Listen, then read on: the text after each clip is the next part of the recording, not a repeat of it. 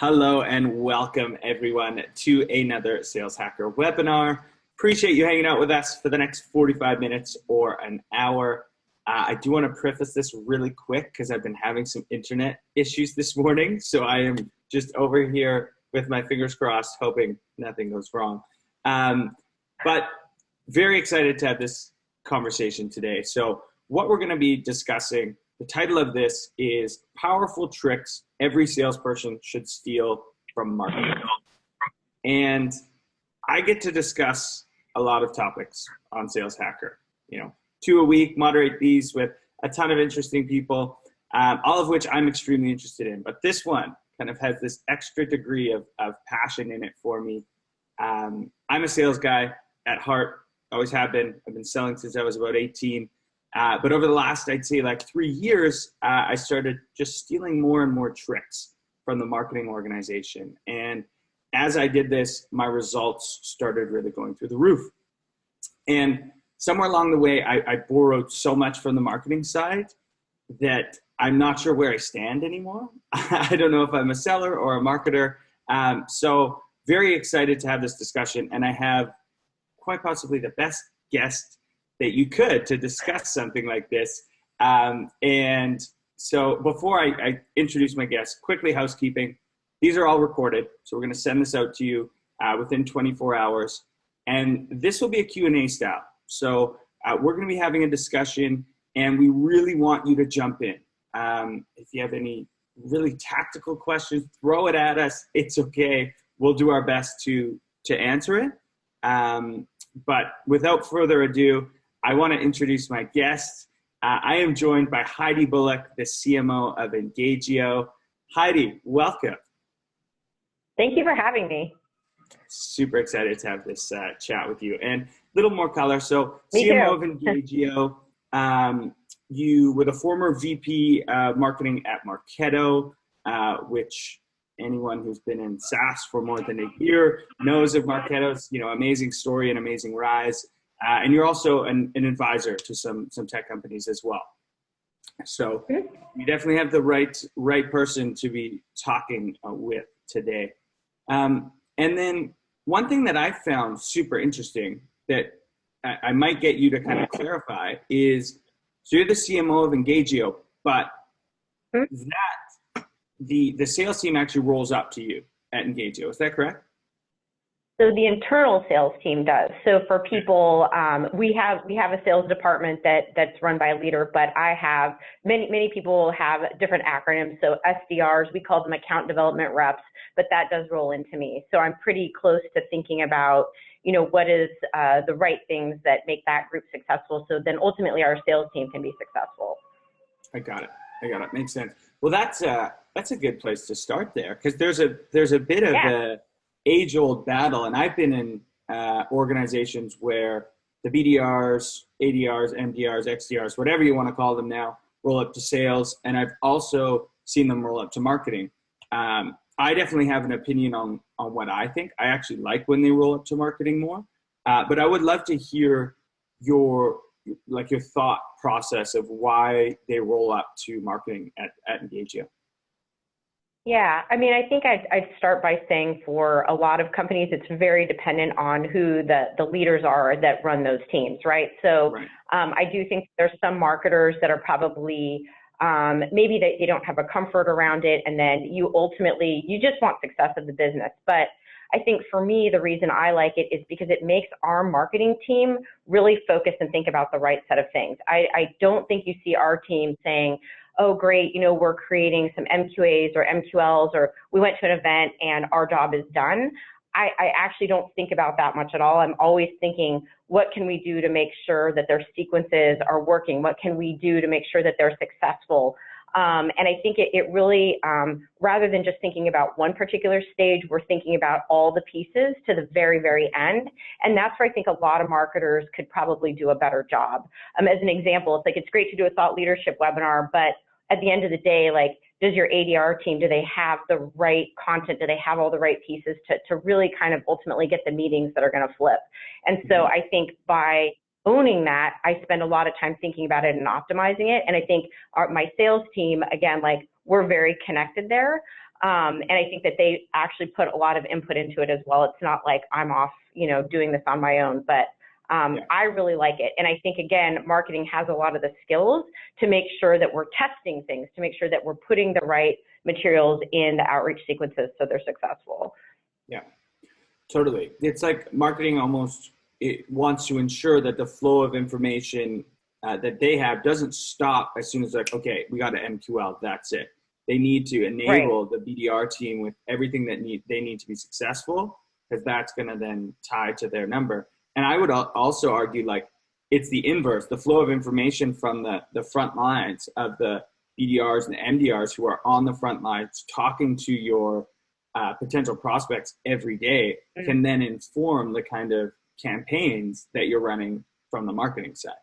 Yeah, I love that. I completely agree, because I think there's so many times, and you see this actually more in larger organizations where marketing is like, hey, we did some research, this is what we're going to say. And that's great. I mean, people should do that. But yeah, that your ADR team will tell you straight up, like, hey, we noticed this is working or this is not. And I mean, something that I feel pretty strongly about, I'm not really married to, a particular tactic or thing. It's all about what works.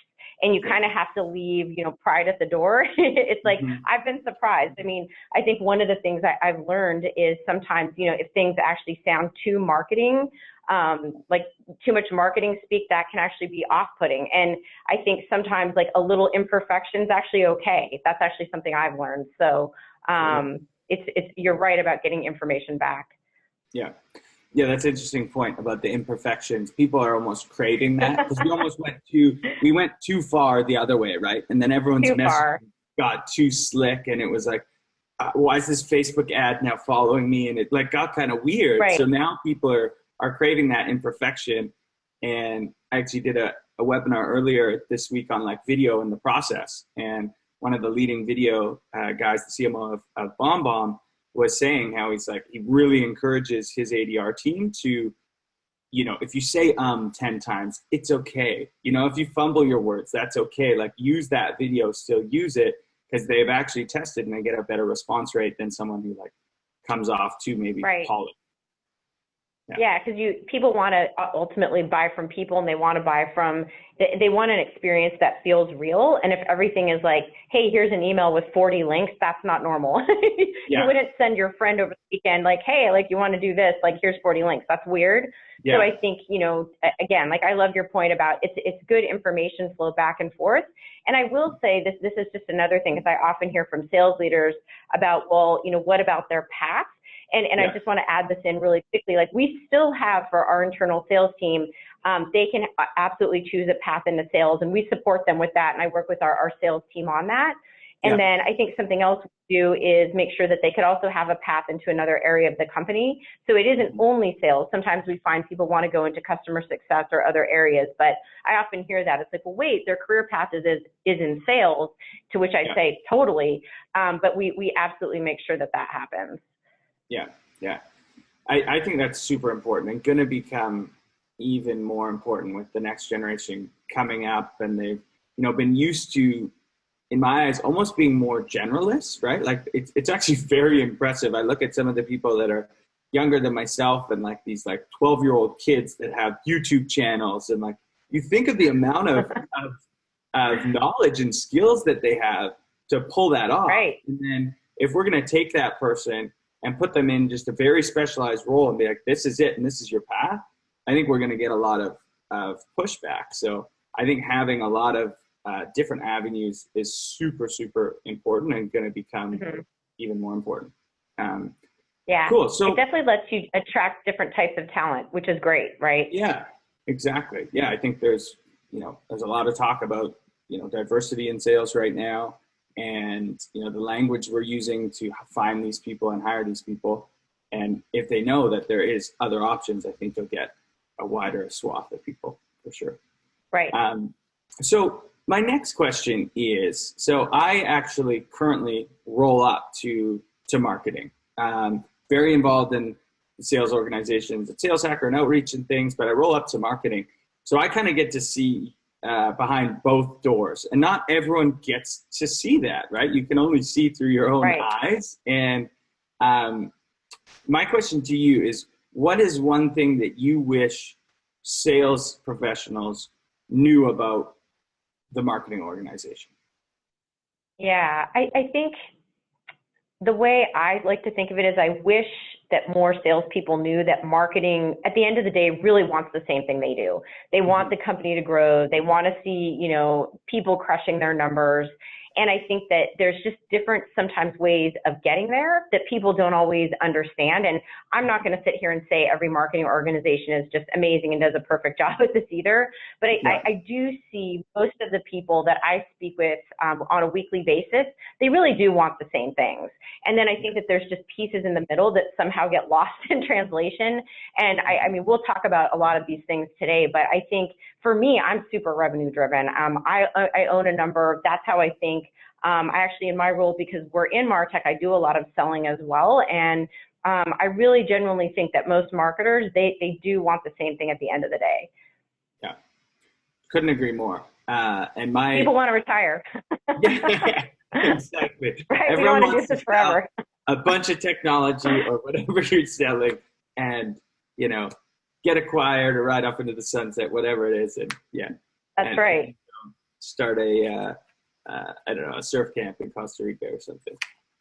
That's what I would do. So I agree. I think I've been there, and I've been on the sales side where I'm like, why is marketing trying to steal my thunder? Like, I have been working this account for 6 months, and I got this up and this closed, and now it's marketing attributed. And you're kind of like, what? Like, okay. But there's a lot of times you don't know all the other things that they were doing in the background, right? Like, maybe they invited them to dinners. Maybe they saw them at a conference, and there's all these other things. And I think as a seller, you have to realize that no one's trying to steal your thunder. The only reason, in my eyes, that marketing actually cares about that attribution is so that they can have budget next year to do more of the same things.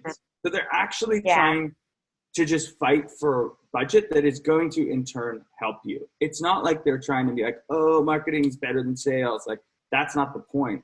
The point is just to attribute what is working, finding out what is working so they can double down on that next year for next quarter and next year. Right. I mean, I agree with that. I will say, though, I think that the language that we all use really matters. And so there are times where, people use attribution, and you're right. I mean, the way you're talking about is absolutely right. You ultimately want to know what's effective so you can continue to invest more in those areas. And a lot of marketers are asked, if I give you a certain amount of money, where are you going to put it? You need to answer that question. That being said, I feel like there's a lot of times where the credit conversation does come into play, and that's just completely the wrong way to think about it. I don't think it's ever about credit. And if you actually look at a lot of systems and tools, I mean, we do this at Engagio, you can actually see where marketing plays a role in sales. And I can't think of one deal I've ever personally looked at where it's only one team. I've never seen that. So to me, the wrong way to think of it is credit. It's just a bad conversation. And I mean, to be fair, I see marketers do it. It's like, oh, well, we helped here. It's like, great, we all helped. But at the end of the day, wrong way to handle the conversation. And you're right, it is just making sure that we're investing in the right spot. Totally.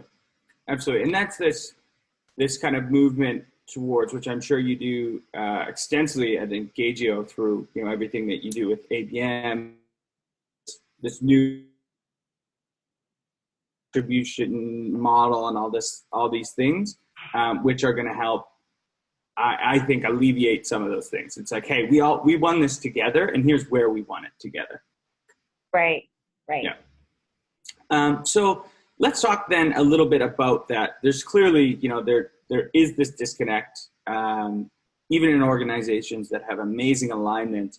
There always seems to be some sort of friction, and you've been around this at multiple organizations, and at first glance, if you were new to this kind of industry, you'd be like, why aren't they best friends? Because they are going after the same things, and it's easier for an outsider to see that. But what do you think causes the disconnect? Yeah, I mean, I think to me that there's many reasons, but I think the first one is that marketing teams are often not compensated the same way as a sales team is, right? And I think if you really want to drive good, healthy behavior, you have to think about how teams are compensated. I really believe this. As an example, I will say it again, I have a number. That is how I am paid. And I think that it helps me really make sure that I'm focusing on the right things. Like, there's no case where I'm winning and my sales team is losing, because that's just bad. You don't want that. You don't want it to be set up so marketing did this thing, great, they hit an MQL or an MQA number or a lead number, but the sales team is missing theirs. I mean, that isn't effective. So I think thinking about different ways that again, it's never going to be 100% the same, just because the nature of the work, and marketers have to do brand work, they have to do a lot of other things, but it somehow compensating people a little more closely together and incentivizing them that way, I think, is a big advantage if you can do it. I still see most companies don't do that. And I had that in place at Marketo as well. And I think that was really helpful. I think also there are marketers that I see sometimes that are not necessarily very revenue oriented. Like, I think it helps if you sort of walked in a salesperson's shoes, you go out with salespeople to do deals. I do it all the time, and you're like, ooh, that's the question they got. Or how the demo they just had to walk through, that was rough, right? Like, they weren't given the right materials. And so it's like, you've got to put yourself in the shoes of that other person and understand it. And I think have a little bit more empathy. And I think sometimes I see marketers that, for whatever reason, they don't do that. And I feel like that's always been something that if more people could do, that the teams together would be a lot more, there'd be more synergy. Because again, I think at the end of the day, we all want growth. We all want to hit our goals. But you have to structure things in a way that makes that a little more seamless. I'll also add in one other thing. I think sometimes there are times where I see marketers and it might be they're asked a question. It's like, hey, I'm always asked this question. It's kind of frustrating. I have to keep answering it like, hey, where's that great piece of content? You're like, on the website. But my feeling is, in the time that I say that, I can also just help the rep. And I always lean towards, I'm just going to help the rep. Their job's hard. They have a lot going on. They might not be thinking about all the same things I'm thinking about. And again, it's a little bit more of just coming to a place of like, they have different challenges that you might not necessarily see, and just help them out. So I think, long answer to your question, but I think number one is how teams are compensated. And two, spending time with the sales folks and really understanding what it is they're faced with, because a lot of marketing teams don't do that. And I think if they did, they'd have a better understanding of like, wow, that's really what's happening in these deals. And this is what they're faced with. And they're not just saying this to be difficult. Yeah, I 100% agree. Definitely on the compensation side, I think it's huge. Like, again, I don't think marketing can have as much variable comp as salespeople, but I love what you said about there should be no instance where marketing's winning and sales not. Like, it just makes, I think that's where a lot of friction has come. I've actually been part of an organization right, where I was running a BD team, and it rolled up to marketing. We were creating all these opportunities, and it was amazing. We were getting all these pats on the back, but nothing was really closing. And so then over time, like, that creates friction, because then they start blaming things like, oh, the quality's off, yada, yada, versus being like, okay, how can we holistically look at this and all work to improve it? Right. And I think having an attitude where you're curious, and rather than like finger pointing, like, hey, if your sales team is telling you something isn't right, rather than just going to the place of like, no, everything we're doing is amazing, like having an open mind and kind of diving in. Because, what you just said about quality, there's definitely a period of time I was at Marketo, and I think we definitely had the idea of MQLs, and you would see where, hey, there's definitely the right set of activity. The person, it has maybe the right title, but as an example, maybe it's, I'm the VP of marketing. I've taken a demo. Ooh, but I work at Bob's Pets in Kentucky, and that person is not buying, marketing automation software that costs $50,000 or whatever. So the point is the sales team, they had a point, right? They actually were valid in what they were saying, and we actually during that time rolled out the idea of an MQLA, so a marketing qualified, right person, right activity, but in an account we can actually sell to. And I mean, I think that was a really, really good approach. But rather than getting, I think, defensive, it's like, let's be curious and see. I mean, they're not just complaining for no reason, right? So you got to figure it out.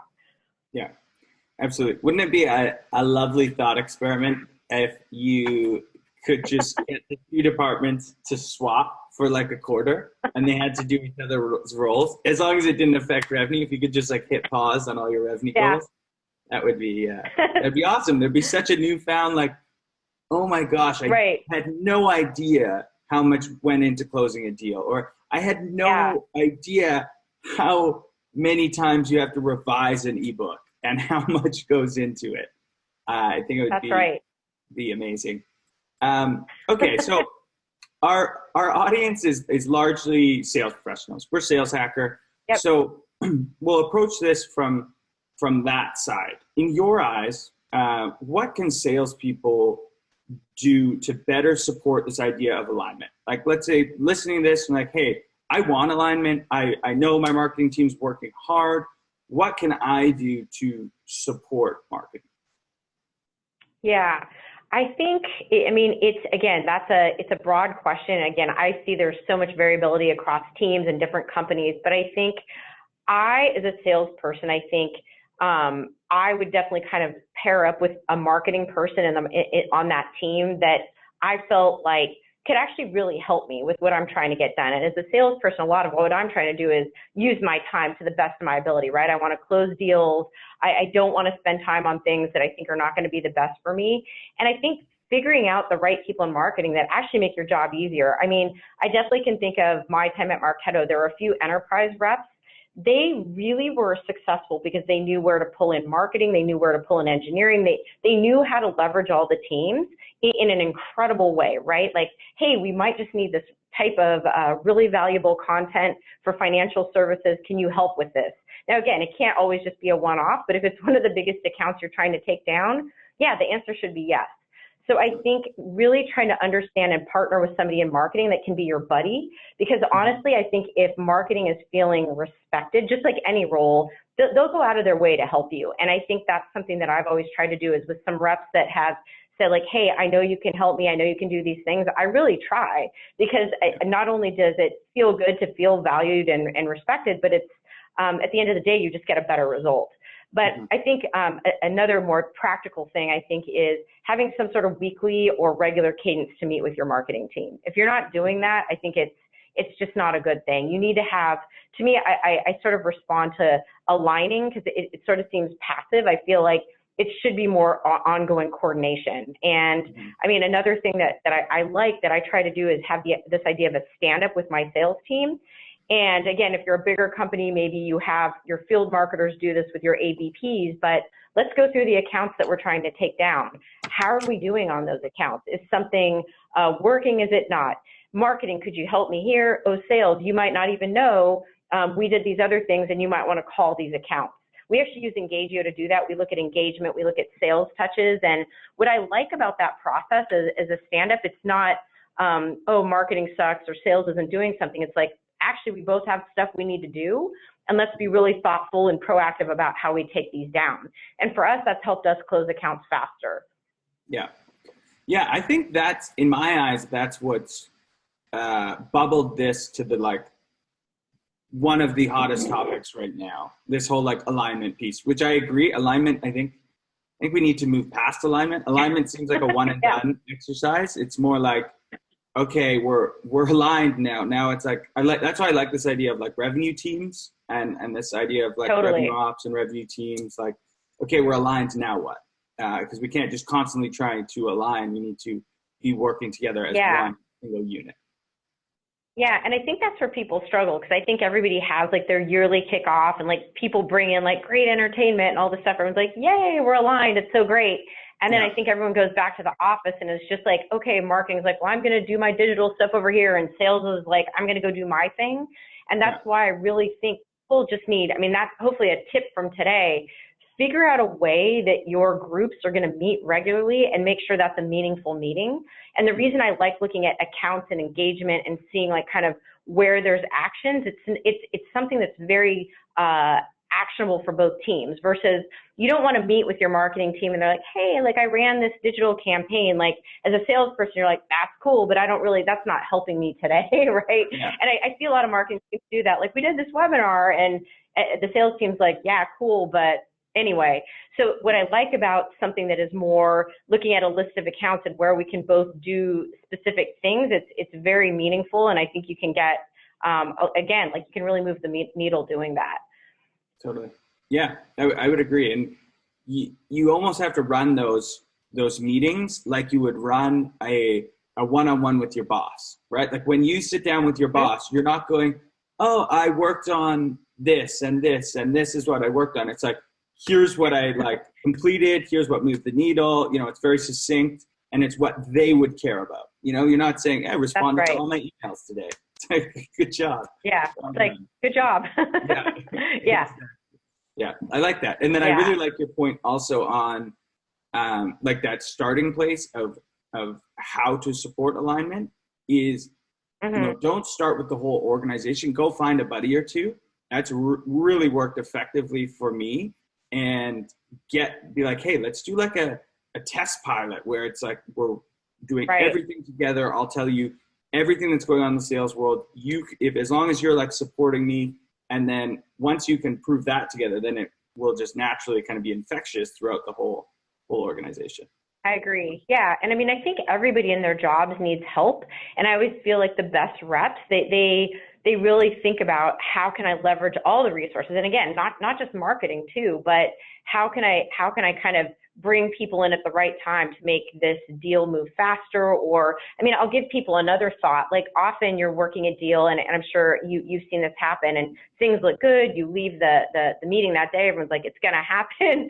And then it feels like it gets stuck. You're just like, whoa, they just went dark on us. Like what happened? And I think one of the things that we're trying to do is we work with our sales team on those. Like I basically will pull a list and I can see where where an account is highly engaged. They should ultimately be moving to an opportunity stage, or even maybe to another stage, and they're not. And we call that sort of like, how can we like shake the tree? Like how can we unstick those deals? And you can do some research on those buyers and do like a pretty cool direct mail campaign that comes from the seller. Hey, like we loved seeing you in your office last week. We know these things about you. It just kind of puts it back to the top of their kind of inbox or their priority list. And that's a great way marketing can help.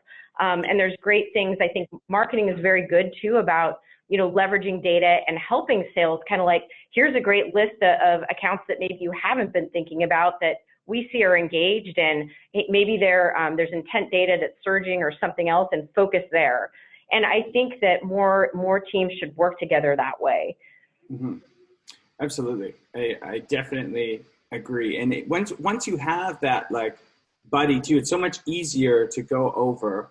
For example, a last company, we got this really good enterprise seller. He joined our organization, and he had some deals in like later stages that again, like were stalled. And he came to the marketing team and was like, hey, can we do this custom? It was like kind of like a custom deck, kind of like an ebook, but very much to their needs. And the way initially we're like, oh, we've never done that. Like we got to be focusing here. And the way he framed it, which I would urge everyone, on this call, if you're looking for marketing help, he was like, well, how much revenue did the last ebook that we spent 20 hours on drive us? And we gave that number. He said, well, this deal will drive that amount. So if that's the end goal for everything, then why not put some resources here, right? And then as soon as that, everyone's like, okay, we're doing it. And we went on and did that. The deal closed. Everyone's happy. So interesting way of just like how you can frame it as a seller to get marketing on board. Yeah, I think that's a good suggestion, because I think there are marketers that might be like, well, whoa, back the truck up, right? Like we're not going to do customized things. But I think that for the right account, like especially if it's one of your top tier accounts and a big deal, the answer should be yes. And I think what sellers can do is kind of maybe work with your marketing team and say, for these types of accounts, maybe again, like your top of the top accounts, are there special things that we can do for those accounts, and almost kind of agree to it up front, I'm happy if anybody wants to, add me on LinkedIn. I have a slide that kind of shows this. So again, like if you're working, like maybe it's Google for you, or it's Amazon, or it's a best of the best account, if you're requesting marketing help, in my opinion, the answer probably should be yes. If you need that field dinner, if you need somebody to write part of an ebook, yeah, it's absolutely the time and energy well spent. Totally. Absolutely. So I think a lot of this discussion spurs from this big push into ABM, right? You guys are at the forefront of it.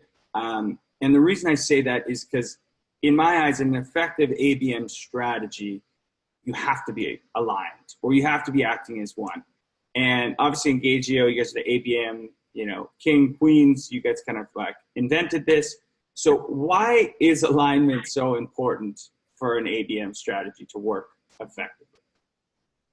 Yeah, I guess I'll be a little controversial and say that I think, working with your sales team, if you're in a B2B company, like let's just start there. I just think it's important across the board. I've never worked anywhere, ABM or not, where it's not important. And I hope people take that away from today. I think it's really important. But I think with ABM, it's a little different because you're agreeing up front, hey, these are accounts that we want to attack together, and what's the best plan moving forward there. And I think I'm excited about it because I think it's just bringing good best practices back to B2B, because I think that we went through a long period of time where it was like, there was that whole inbound movement, which is great.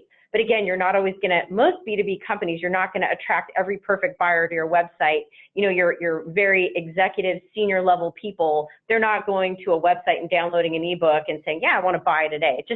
We wish it worked like that. It probably doesn't in most cases. So I think, again, ABM's kind of bringing back that, let's focus on the right buyers, the right set of accounts, and let's figure out the right set of things to do together, where marketing and sales, like to me, it's kind of how everything should work anyway. And I think we're just having a lot of, we're doing a good job, I think, socializing some of the, practices you should be doing. And then obviously, like, technology helps a lot of people scale some of this that I think, ABM isn't new, but I think historically it's just, most people don't have, a marketing org that's like 60 people that can do all this stuff. So, I think technology is helping us there. Totally. Absolutely. And where do you start? So like traditional ABM, a lot of, in my eyes, a lot of sales organizations have kind of been operating that way. But if I'm a seller and I'm like, hey, I want to do this across the entire organization, I need to get people bought in. Where in your eyes should you start?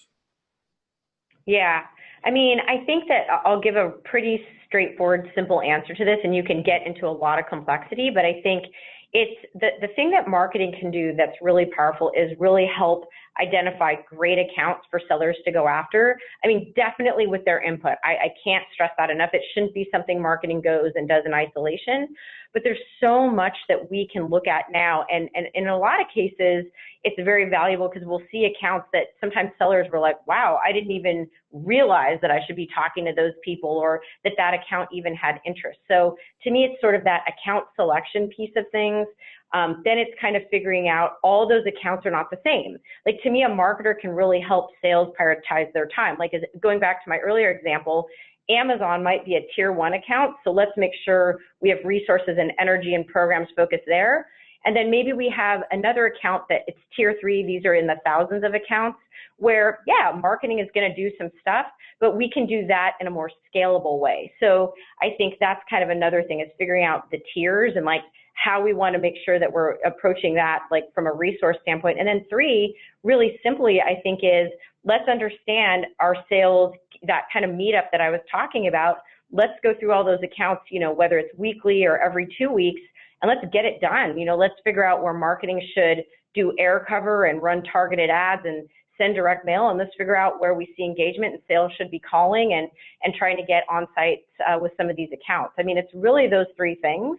And you can add in tons of complexity on top of it, but it's just making sure that we're all agreeing on the accounts, the strategy, and then that ongoing effort to make sure that we're progressing those deals. That's it. It's really, it's straightforward. And I think, again, technology is just helping us do that more at scale, because you can get alerts as a salesperson. Gosh, I didn't know New Relic was hitting our website 50 times today. Maybe I should give them a call. That's good to know.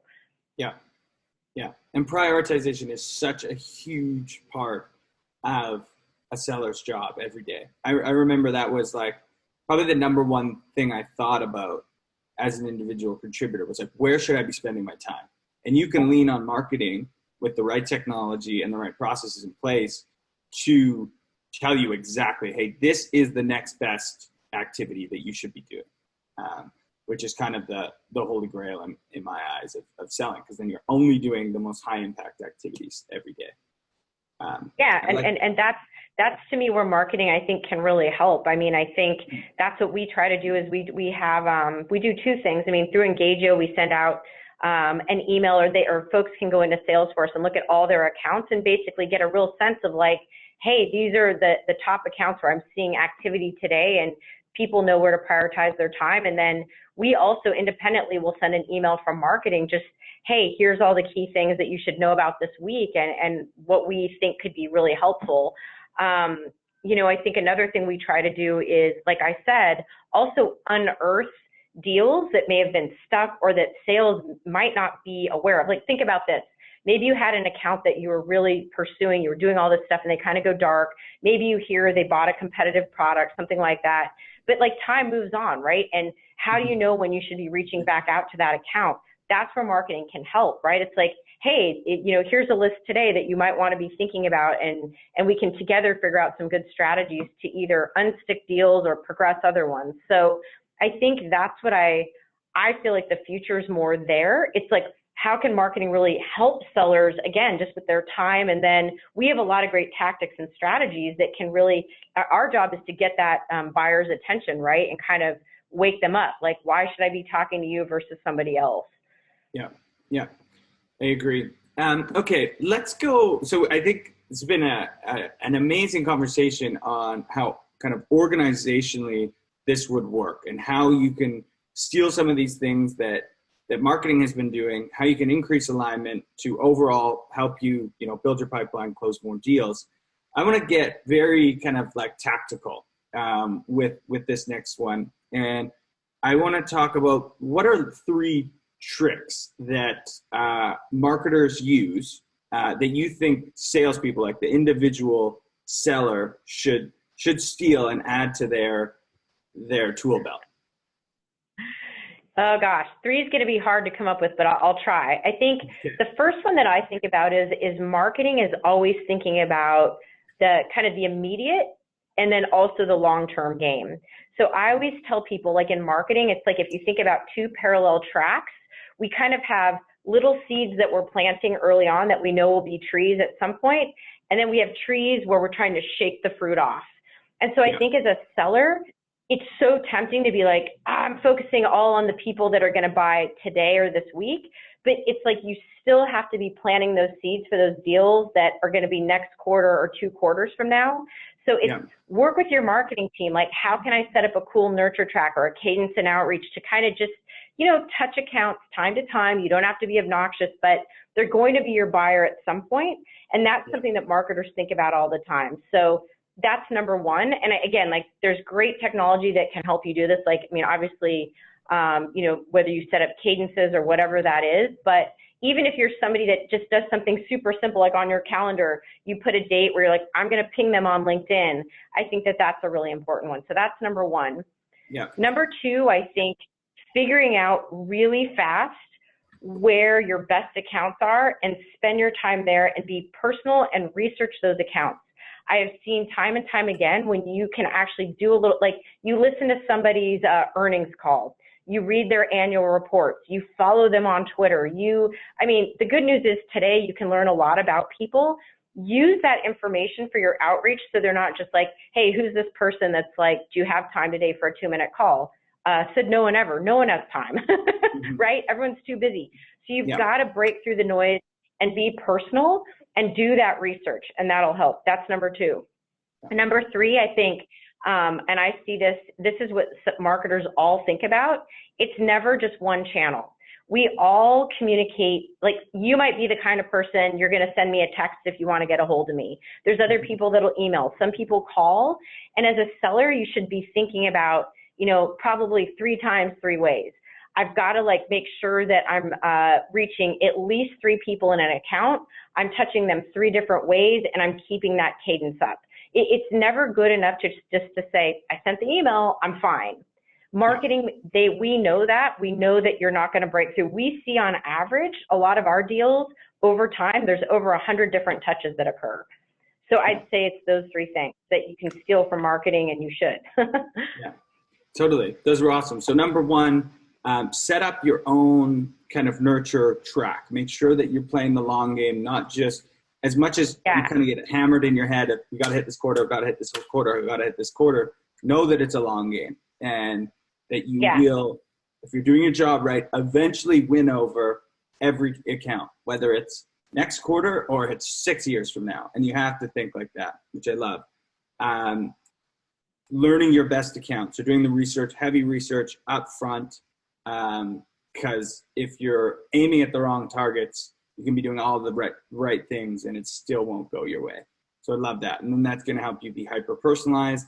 And then the third was this omni-channel approach, which marketing always takes and can be, it's hard to remember that as a seller, especially if you've had an interaction with someone like via email, and then you just keep emailing them and you've got 5 touches.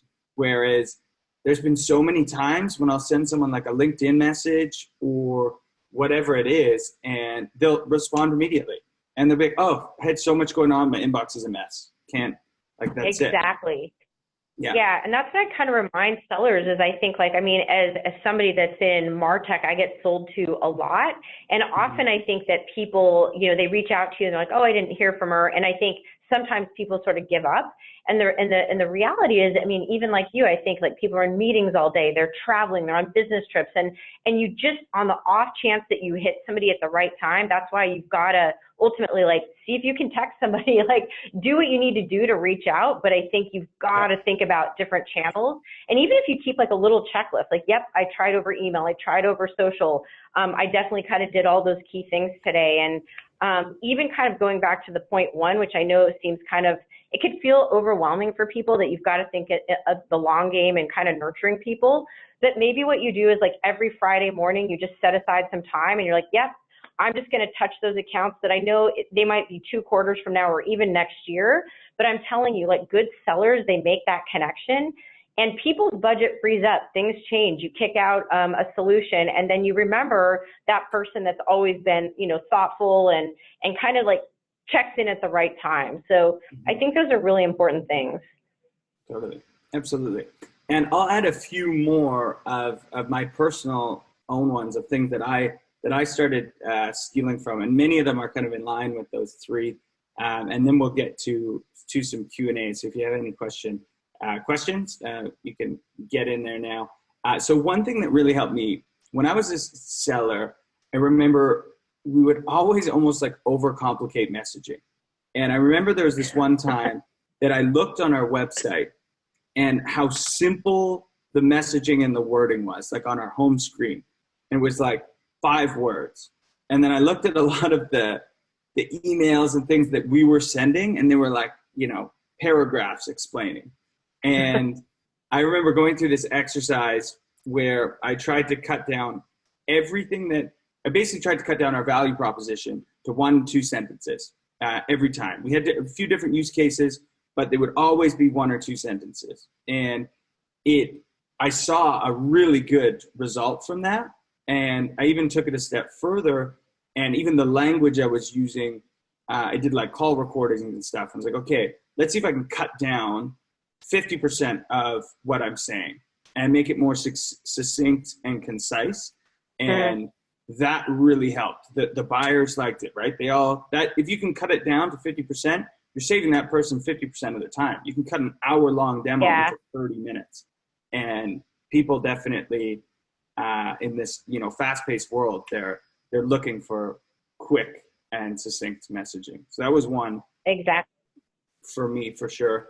And the other one is this, marketing is always really good at building this like sense of community, right? They've all got blogs, and they're contributing to online resources, and they're doing co-marketing and all these things kind of based around community.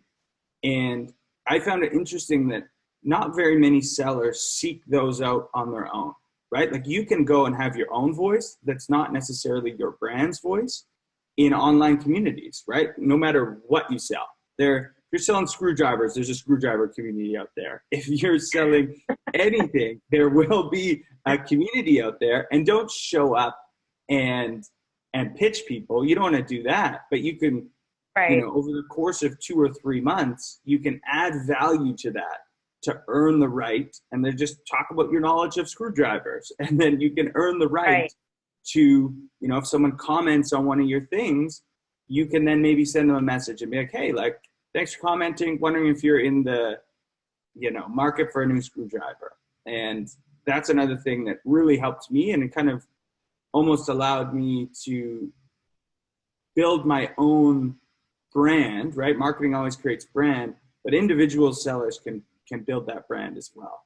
Right. It's also a great way to learn, right? Like it's like you can start to see like, wow, that's what everybody's really struggling with. And then you can kind of alter your message a little to what you're seeing. And I love your first point. I think definitely the less jargon you use and you just say things in the simplest way possible, because again, people just don't have time. And I often find if I have a seller that's using like tons of words, tons of jargon, it's just, you're like, what are you selling? It gets to feel kind of like annoying. And you just want somebody to say like, hey, I'm selling a screwdriver, or I've got a burger, and I'm in the market for a burger. Now give me the details. You have to get to the basics first, right?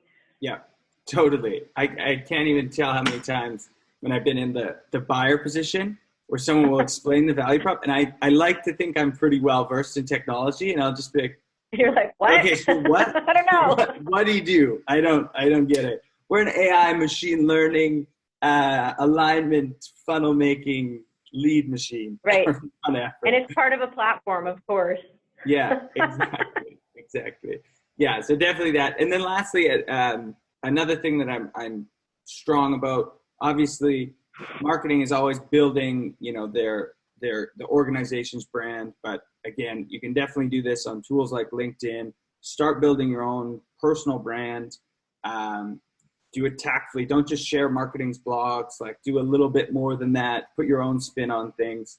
You can essentially ask questions. Yeah. I think I see on LinkedIn when people are like, hey, what do you think? Or I noticed this, right? Versus, it's just, I think people, or you can also kind of say something that you're like, hey, here's what I think. And you always will get people that respond back because everyone's got an opinion. Yeah. They definitely do. That they do.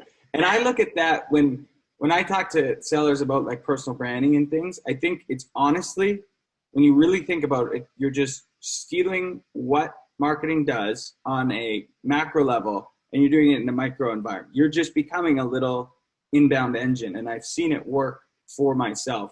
And the first time you get like an inbound lead where someone's like, oh, that was an interesting post. Is that what you guys do? We're actually in the market for that. It will absolutely blow your mind. And then you're like, this is something I should. Yeah, and as a seller, it feels good, right? It's like, because once you get it going, I mean, the hard work is kind of starting, but once you're there, I mean, it really helps. Yeah, totally. All right, let's go to some Q&A quickly here. So we got a question from Eric. This is a good question. And Eric, thank you for the question. I feel bad for you. Eric says, what if you don't have a marketing team? Where should I start? So I'm assuming Eric is an account executive with no current marketing team. You can chime in, but I'm assuming probably a startup. Yeah, I think they might not be at a place where, the marketing organization has been hired. And I think this is just a thought that I would have. I think one of the easiest and fastest things you can do is actually the tip that you just had. And I would post on LinkedIn. You can actually do articles on LinkedIn and that way people start to see your perspective and your content. And say as an example, say it was me and I was in sales and there was no marketing org. I would just kind of say on LinkedIn, wow, like I'm really kind of seeing this ABM strategy take off. It's really helping bring in better deals, higher quality. You kind of start putting your own content out there. I think that's one of the best and most cost-effective things you can do because you're not all of a sudden going to start having like a big budget and the ability to do all these different things. So it's just how can you get more content on your company and business out there? And again, whether that's even having your own blog, which might be a little bit heavy, you certainly could do articles on LinkedIn and post there. I would start with that. Or even Twitter. I mean, that's even a little bit easier because you just have to write a sentence, a little sentence. It's easy, right? But just pick something and just the one thing I would say is be authentic and have a perspective. Don't just put stuff out there that's like stupid, like, hey, today I really thought, like, I tried hard or something. You know, some people on Twitter, you're just like, poke my eyes out. It's terrible. So yeah, you know, y'all know those people. Oh yeah. And in the sales world, there's always these like really people trying to like grasp at straws to make things relevant. And they'll be like, I looked in the mirror this morning, right. I was combing my hair, and I thought combing your hair is just like sales. And then they'll try to make some. It's like, no, man, it's not. So yeah, put some thought into it, but it really doesn't take that much time. Which actually leads to another question. Lauren, thank you for the question. And this one's specifically for you, Heidi. As an executive, how much time do you spend on social? And the caveat, I find it hard to fit it all in. So I'm assuming Lauren's probably... That's such a good point. I think that you definitely see some executives and it just comes really easily and naturally to them. I personally try to do it because I think that it's, especially in the industry I'm in, again, like, to be very fair, I'm in MarTech. I did come from the life sciences space, which is a very different industry. It's very, very, very different. But I actually really try to do it. I try to carve out time to comment on LinkedIn. I tweet on my own because, again, I care about being authentic, and that's something that's important to me. But I think one tip that I would say, it's almost like when you know you need to hire, everyone's like, wow, but I have a day job and it's so hard to hire. Like, I think if you just block off a little bit of time on your calendar, I mean, I'll say this too, this is my own pet peeve, your calendar's yours. No one else owns your calendar.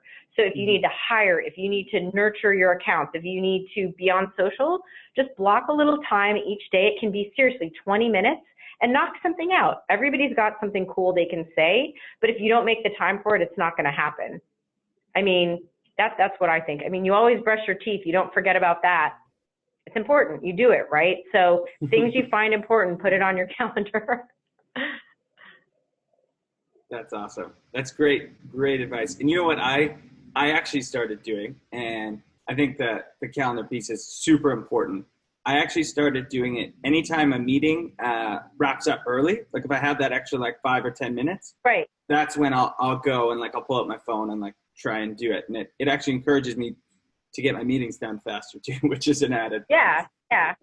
So. You can also, I mean, if you're late night and you're just Netflixing and chilling, I mean, that's an easy time to have a little bit of commentary here and there too. But yeah. I think the point is, if you feel it's important and you think it's invaluable for your job, which I personally do feel it is, I think just carving out a little time is good. Yeah.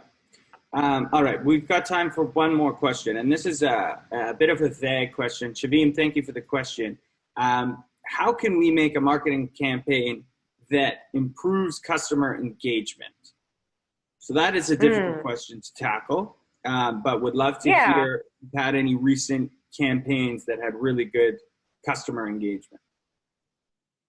Right. Well, I mean, I think it starts by really understanding and knowing your customer. And I think that's where a lot of organizations, they sort of don't. And it's actually unfortunate. It's kind of one of those key principles.